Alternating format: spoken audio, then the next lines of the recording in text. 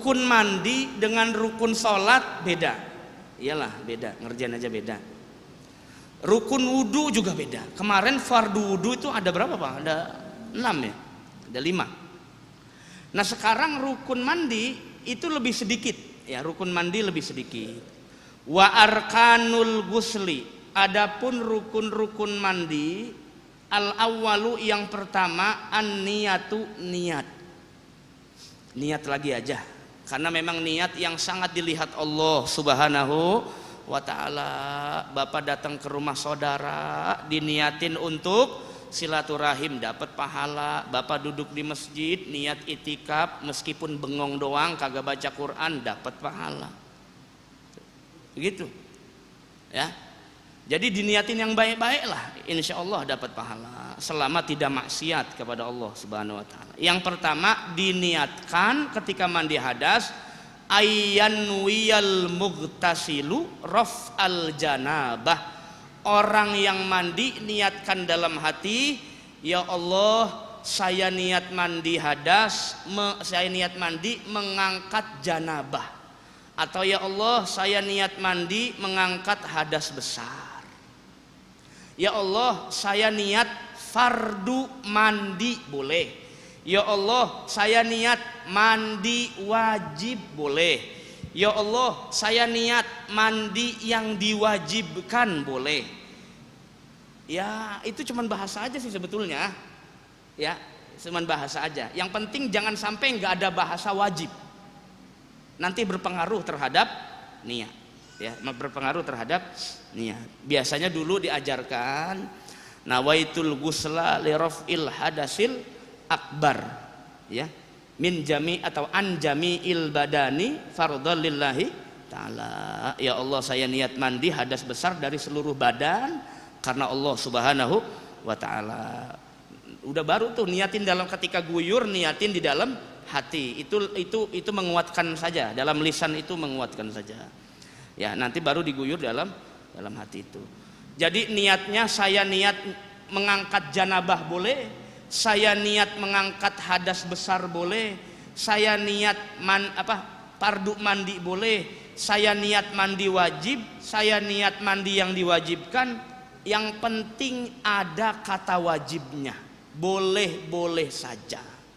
Bapak mau pakai bahasa Indonesia boleh, mau pakai bahasa Jepang boleh. Terserah, Allah maha paham bahasa apa saja, karena Allah yang menciptakan makhluk.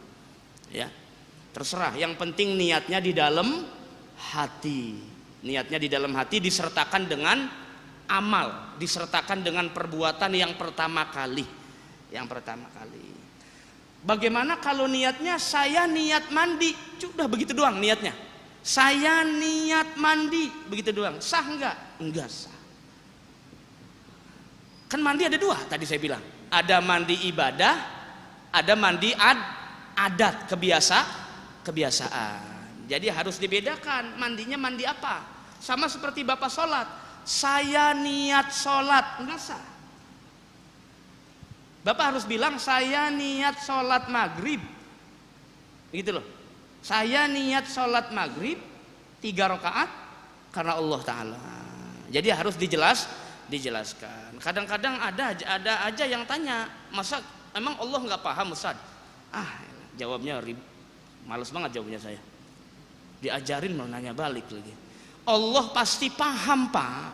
Ini dijelaskan cara ilmu supaya bagaimana membedakan ibadah yang sunnah dan ibadah yang fardu. Nanti ibadah sunnah beda lagi niatnya. Bapak mau sholat Jumat, niat mandinya mandi sunnah. Bapak mau sholat Idul Fitri, niat mandinya mandi sunnah. Niatnya jangan mandi fardu, tapi mandi sunnah. Meskipun tata caranya sama kayak mandi hadas, mandi fardu sama tata caranya.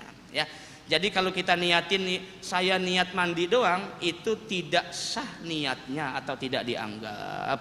Ya, nah itu niatnya di dalam hati. Ya, niatnya di dalam hati. Dah. Yang pertama niat. Kapan menjatuhkan niat?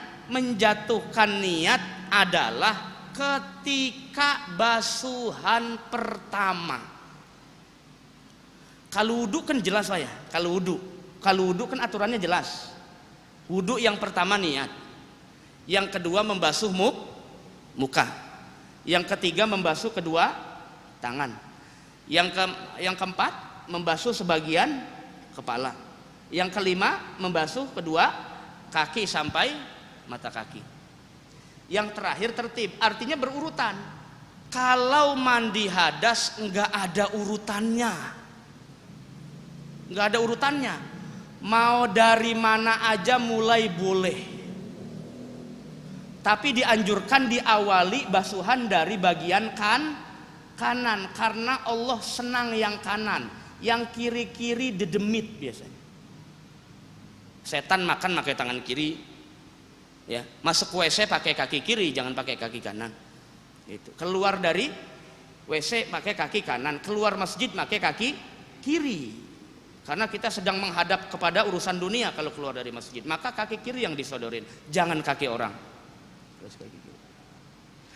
Jadi kalau mandi hadas mah nggak ada kaitan, nggak ada urutannya seperti wudhu, nggak ada. Dari mana saja mulai boleh, tapi dianjurkan dari sisi kanan dulu, dari sisi kanan, ya. Itu. Ada lagi dulu diajarkan dari bagian yang paling atas, dari sini dulu, ya. Nawaitul gusla, ini dari atas dulu nih Pak.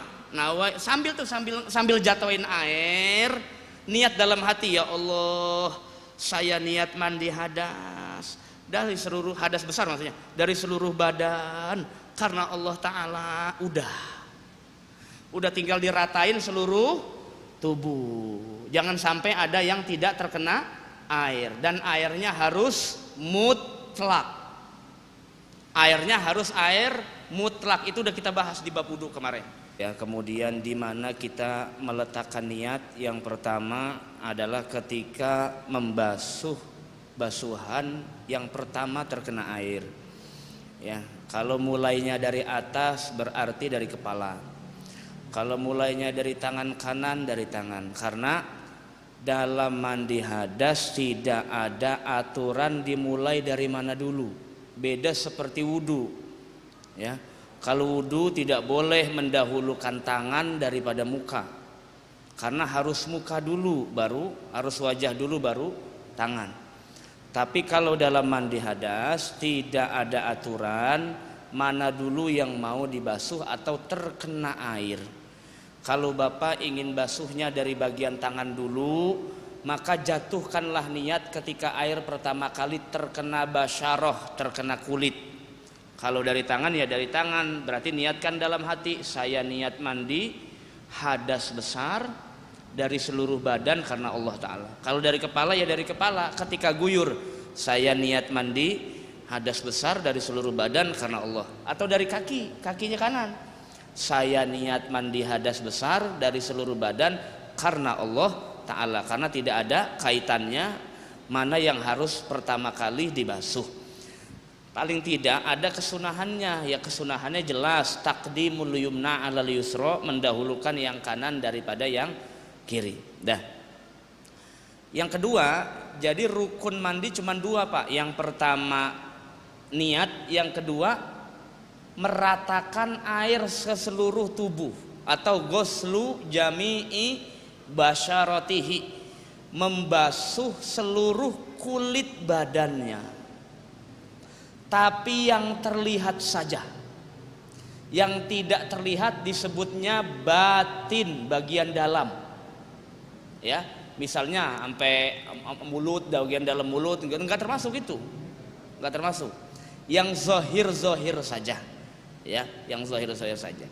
Rasulullah Shallallahu Alaihi Wasallam bersabda dalam riwayat Imam Abu Daud, man taroka maudi asyaratin min jasadih min janabatin, ya, lam yugsilha atau lam yagsilha fu'ila bihi kaza wa kaza minan nar. Kalau jika ada orang yang meninggalkan satu helai rambut saja atau bulu dari badannya ketika mandi jenabah tidak terkena air, maka nanti akan terkena di api neraka, ya. Nah itu hati-hati.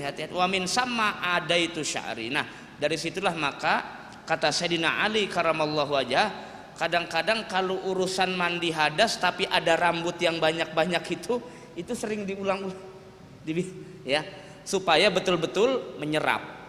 Biasanya begitu yang tebel-tebel Pak, yang kasif, yang tebel. Tapi kalau yang tidak tebal itu ya asal kena air saja, paling tidak sudah golabatuzon, sangkaan kuat kita kayaknya mah udah rata ini, udah cukup.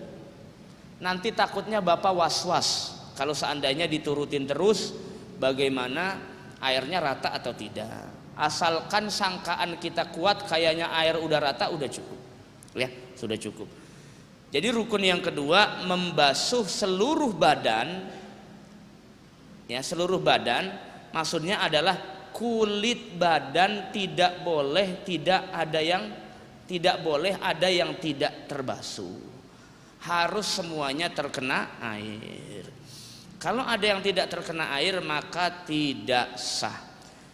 Nah, batasannya hanya yang zahir, tadi saya bilang hanya yang zahir saja, yang tidak zahir tidak. Contoh, wala yajibu ghuslu batini famin. Bapak tidak wajib ketika mandi hadas membasuh bagian mulut, bibir yang dalam. Enggak wajib itu. Ya. Atau membasuh bagian hidung yang dalam harus kena air, hidung tapi dalamnya enggak, itu enggak wajib. Ya. Bahkan la yusannu ghuslu batinil ain, tidak disunahkan membasuh bagian dalam mata, bola mata. Yang harus kena ininya nih, bukan dalam matanya sampai kena air. Nanti sakit mata malah merah. Yang penting kulit ininya nih ya. Basyarah, karena ini bukan kulit. Yang mayu sama atau matu sama basyarotan, yang disebut kulit yang ini tuh yang zahir. Itu yang harus terkena air. Ya. Beda lagi kalau seandainya di matanya ada najis, itu kudu dibersihkan kalau yang itu mah. Atau di dalam hidungnya terasa ada najis, harus dibersihkan. Atau dalam mulutnya ada najis, harus dibersihkan. Ya. Itu beda urusan kalau yang begitu. Nah. Ya, bagaimana kalau yang tebel? Kalau yang rambutnya tebal, kemudian jenggotnya tebal, kumisnya tebal, kalau yang seperti ini wajib dibasuh. Kalau ada rambut yang kasif, yang tebal, baik zahir dan batinnya. Ya, baik yang kelihatan atau yang dalam-dalamnya harus terkena air, ya. Jangan asal ini aja Pak, apalagi rambut-rambut yang tebel-tebel, lebih enak simple saja ya, jadi tinggal guyur doang, nggak perlu pakai ngusap-ngusap, asal nempel aja jadi sebetulnya tuh, asal air kena aja udah hadasnya keangkat, asal air kena kulit udah hadasnya keangkat, udah cukup. Karena sebagian ulama bilangnya bukan ghuslu tapi takmimul ma, meratakan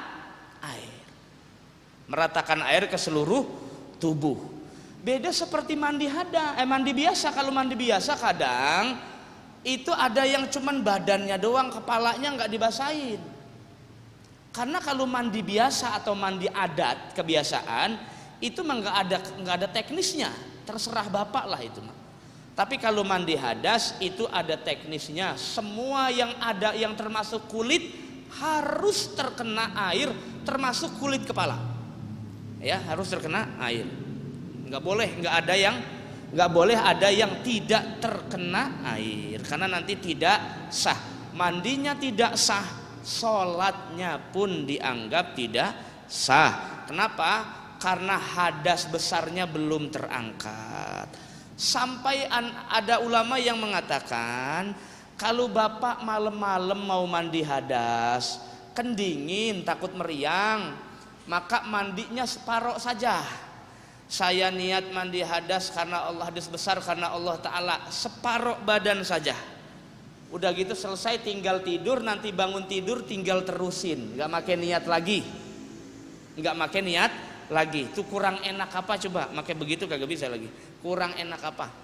Kita kalau takut malamnya nanti menyulitkan kita dingin, lebih baik nanti mandinya boleh habis bangun tidur. Atau kalau nanti waktunya pas bangun tidur sempit karena pengen sholat subuh, Bapak mandi malamnya setengah aja. Nanti pas bangun tidur tinggal dilengkapin lagi. Setelah itu baru wudu. Karena biasanya orang kalau tidur tangannya kelayaban kemana-mana. Tangannya kelayaban kemana-mana atau datang apa. Jadi nanti abis mandi hadas wudu lagi. Ya, wudu lagi. Selesai sholat subuh beres sudah. Ya, mudah insya Allah kalau semuanya pakai ilmu, tidak ada yang sulit. Itu aja rukunnya cuma 2. Jadi mandi hadas itu yang pertama niat, yang kedua rukunnya adalah meratakan air ke seluruh tubuh. Jangan sampai jadi was-was Pak, karena banyak orang yang kena penyakit was-was. Kena penyakit was-was akhirnya mandi hadas sampai 1 jam 2 jam baru selesai. Yang penting di hati merasa kayaknya air nih udah cukup rata, udah selesai. Namanya ghalabatuzon, sangkaan kuat kita kayaknya air sudah rata, udah cukup, berhenti, selesai, berwudu. Kalau nggak batal wudunya, kalau misalnya masih ada wudu, Bapak selama mandi tidak menyentuh yang membatalkan wudu, nggak pakai wudu lagi, sholat. Ya, nah itu udah beres semuanya. Ya, jadi cukup begitu, jangan sampai nanti ada orang yang jangankan mandi hadas, wudu saja kadang-kadang ada yang was-was Pak, wudu. Ini yang berbahaya. Kenapa begitu? Karena umumnya tidak tahu ilmunya. Karena tidak tahu ilmunya maka khawatir atau was-was, itu yang berbahaya.